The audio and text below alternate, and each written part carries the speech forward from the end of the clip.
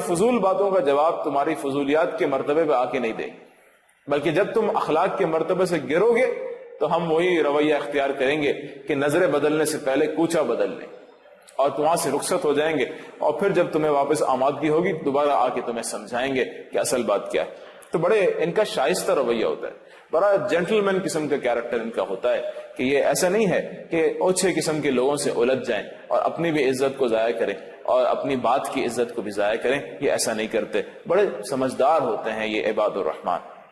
اسی طرح نمبر 3 پہ فرمایا کہ یبیتون الی ربہم، یہ لوگ وہ ہوتے ہیں جو راتیں بسر کرتے ہیں، یبیتون الی ربہم سجدا وقیاما،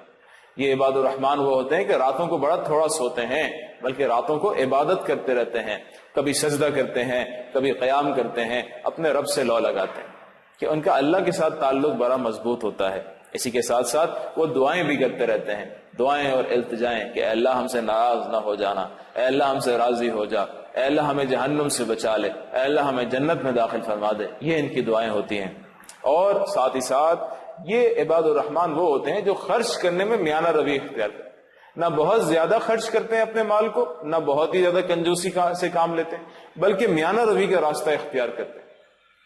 نہ بہت زیادہ خرچ نہ بہت کم خرچ، بلکہ جتنی ضرورت ہے اتنا خرچ کیا جائے، اپنی ضروریات کے لیے بھی خرچ کیا جائے، اہل خانہ کے لیے بھی خرچ کیا جائے، محلے والوں کے لیے بھی، جتنا لوگوں کی مدد کی جا سکے اس میں بھی خرچ کیا جائے، لیکن اس سارے خرچ کے دوران میانہ روی کا راستہ انسان اختیار کرے، افراط و تفریط، ایکسٹریمز کا شکار انسان نہ ہو جائے، بلکہ معتدل انداز میں جو ہے وہ خرچ کرے۔ یہ بھی عباد الرحمن کی صفات میں سے ہے۔ معلوم ہو گیا یہ عباد الرحمن صرف وہ لوگ نہیں ہوتے جو ایک کونے میں بیٹھ کے صرف اللہ اللہ کرتے رہیں، نہیں، راتوں کو یہ اللہ اللہ کرتے ہیں اور عبادتیں کرتے ہیں، اور دن میں یہ بالکل اپنے روزگار کے سلسلے میں بھی چل رہے ہیں، مال کما بھی رہے ہیں، مال خرچ بھی کر رہے ہیں، اور خرچ کرنے کی ان کی صفات بیان ہو رہی ہیں۔ معلوم ہوا اسلام جو عباد الرحمن پیش کرتا ہے، جو اللہ کا ولی پیش کرتا ہے، اللہ کے ولی کی جو کیریکٹرسٹک، جو پین پکچر ہے، اس کے اندر رہبانیت نہیں، اس کے اندر گوشہ نشینی نہیں ہے۔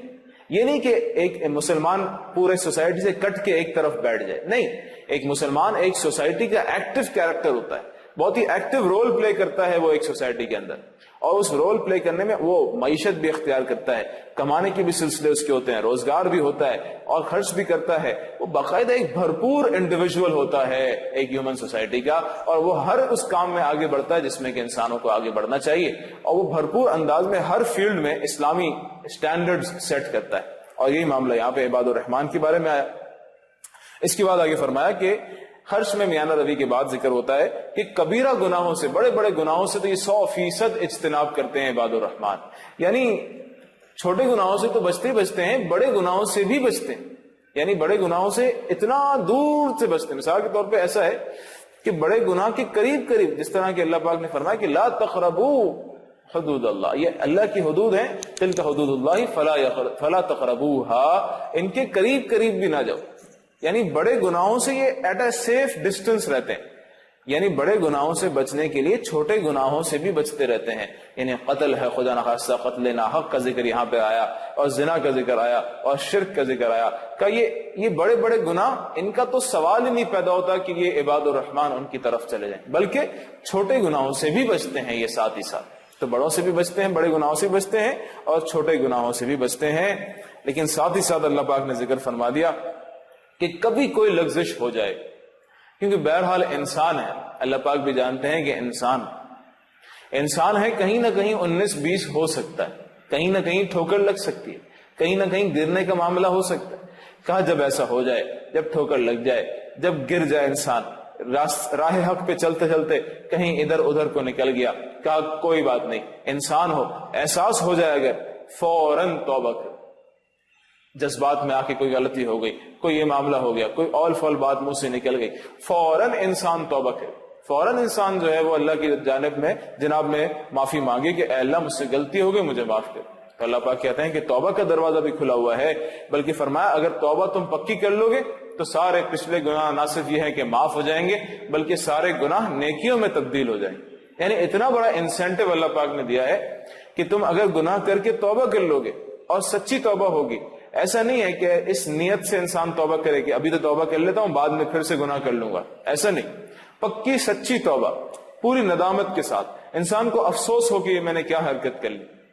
پھر اللہ سے معافی مانگے، فوراً وہ غلط کام چھوڑ دے اور آئندہ کے لیے پورا ارادہ کر لے اللہ پاک سے کہ آئندہ اللہ یہ نہیں ہوگا، پورا پکا ارادہ کر لے، ارادہ ہو کہ آئندہ نہیں کرے، بس تو یہ پکی توبہ ہے، اور پھر اس پہ قائم ہو جائے، جم جائے، ڈٹ جائے، اور پھر جو ہے وہ اللہ سے معافی مانگ کے آگے بڑھے اور نیک اعمال میں اپنے آپ کو لگائے، اور پھر خدا نخواستہ بعد میں کبھی کوئی واپس مسئلہ ہو واپس توبہ کرے، لیکن نیت صاف ہو کہ میں نے آئندہ گناہ نہیں کرنا۔ وہ خود سے ہو جاتا ہے حالات کے پیش نظر، جذبات کے پیش نظر، تو اللہ پاک معاف کرنے والے، لیکن انسان ارادہ اپنا کرے، انسان ارادے کا مکلف، ارادہ کرے کہ جی میں نے یہ غلط کام نہیں کرنا، میں نے اللہ کو ناراض نہیں کرنا۔ اللہ ہم سب کو ایسی سچی توبہ نصیب فرمائے، آمین۔ یہ دعائیں مانگنے کی ہیں، یہ رمضان کا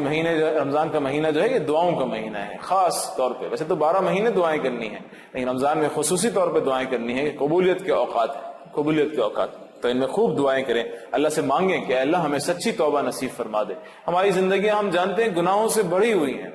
اللہ کرے کہ اس رمضان کی بابرکت مہینے کی جو ہے توفیل اللہ پاک ایسا فرما دے کہ ہمیں پکی سچی توبۃ النصوحہ یعنی بالکل خالص توبہ نصیب ہو جائے، آمین۔ اس کے بعد فرمایا کہ ساتھ ہی ساتھ ایک اور صفت جو ہے عباد الرحمن کی آتی ہے کہ والذین لا یشہدون الزور، کہ جھوٹ سے دور رہتے، جھوٹ پر اپنی گواہی پیش نہیں کرتے، یعنی جھوٹ پر حاضر رہنا بھی گوارا نہیں کرتے، یعنی جھوٹ بولنا تو دور کی بات ہے، جھوٹ سننا تو دور کی بات ہے، کہیں جھوٹا معاملہ ہو رہا ہو تو اس کے سامنے بھی رہنا گوارا نہیں کرتے، بلکہ وہاں سے بھی گزر جاتے ہیں کہ یہ جھوٹ ہم نہیں دیکھ سکتے۔ یعنی ایسی حساس طبیعتیں ہوتی ہیں، اتنی سینسٹیو ہوتے ہیں یہ عباد الرحمن کہ جہاں کوئی برائی ہو رہی ہو یہ اپنی پریزنس بھی گوارا نہیں کرتے وہاں۔ اللہ کرے کہ ہم بھی برائی کے معاملے میں اتنے حساس ہو جائیں۔ اور فرمایا کہ یہ بہت ہی زیادہ شائستہ اخلاق والے ہوتے ہیں، جب کوئی بری حرکتیں دیکھتے ہیں تو بڑے اچھے انداز میں ان کو روکتے ہیں، اور یہ کہ جھگڑا فساد کی طرف یہ لوگ نہیں جاتے، اور یہ نہیں کہ جس سے برائی ملٹی پلائی ہو جائے، ایسی باتیں وہ نہیں کرتے، بلکہ ایسی باتیں کرتے ہیں جس سے برائی کم سے کم پہ رہے اور ختم ہونے کی طرف جائے۔ اسی طرح یہ لوگ جو ہیں وہ اللہ کی نشانیوں پر، اللہ کی آیات پر غور کرتے ہیں، اور اللہ کی جو طرف سے نصیحتیں آتی ہیں قرآن و حدیث کی روشنی میں اس کے اوپر بھی غور کرتے ہیں اور اس کی بھی فکر کرتے ہیں اور ان کو فالو کرنے کی بھرپور کوشش کرتے ہیں۔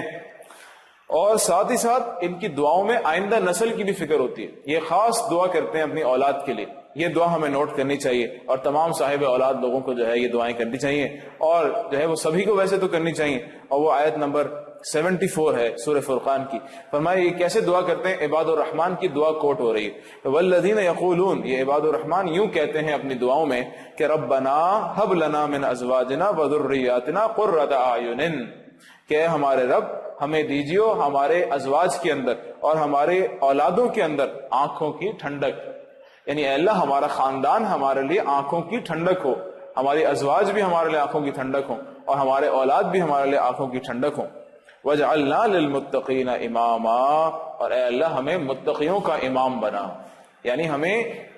تقوی والوں کے ساتھ چلا اور تقوی والوں کا امام بنا، یعنی ایسا ہو جائے کہ ہم بہت سے بہت تقوی اختیار کرنے والے بن جائیں، اور ہمارے ساتھ جتنے بھی لوگ ہیں، ہمارے جتنے بھی سب آرڈینیٹس ہیں، چاہے وہ فیملی کے اندر ہو یا وہ آرگنائزیشنز کے اندر ہو یا وہ سوسائٹی کے اندر جتنے بھی سب آرڈینیٹس ہیں، وہ سارے کے سارے سب آرڈینیٹس تقوی والے ہوں، تاکہ ہم جس بھی اعتبار سے ہمیں اتھارٹی حاصل ہے، ہماری اتھارٹی کے نیچے جتنے بھی لوگ پائے جاتے ہیں وہ سارے تقوی والے ہوں۔ اے اللہ ایسا ہو جائے، ہمارا خاندان بھی تقوی والا ہو، ہمارا محلہ بھی تقوی والا ہو، ہماری سوسائٹی بھی تقوی والی ہو، ہماری آرگنائزیشنز بھی تقوی والی ہوں، ہمارے اسکولز، کالجز، یونیورسٹیز بھی تقوی والی ہوں، اور ہماری پارلیمنٹ بھی تقوی والی ہو، ہماری جوڈیشری بھی تقوی والی ہو، اور ہماری مارکیٹس بھی تقوی والی۔ اللہ کرے کہ ایسا ہو جائے، آمین۔ اور اس کی دعائیں ہمیں کرتے رہنا چاہیے جس طرح کے عباد الرحمن کرتے ہیں۔ تو یہ تھی کچھ 11 صفات جو عباد الرحمن کی آئیں، اور یہ تھی ہماری آج کی دوسری بات۔ اب سپارہ نمبر 19 کی تیسری بات ہے، اور یہ تیسری بات کا تعلق سورۃ الشعراء سے ہے۔ سورۃ شعراء جو ہے وہ سورت نمبر 26 ہے قرآن حکیم کی، اور اس کے اندر بھی وہی 6 رسولوں کا تذکرہ آیا ہے جو ہم 2 مرتبہ پہلے بھی اس کا ذکر کر چکے ہیں۔ سورہ اعراف کے اندر اور سورہ ہود کے اندر بھی یہ 6 رسولوں کا تذکرہ آیا ہے کہ کس طرح یہ 6 رسول آئے۔ یہ 6 رسول کون تھے، ایک مرتبہ پھر ذہن میں تازہ کر لیجئے کہ نوح علیہ السلام، اور ان کے بعد جو ہے وہ عاد کی طرف جو ہے وہ ہود علیہ السلام بھیجے گئے، اور اس کے بعد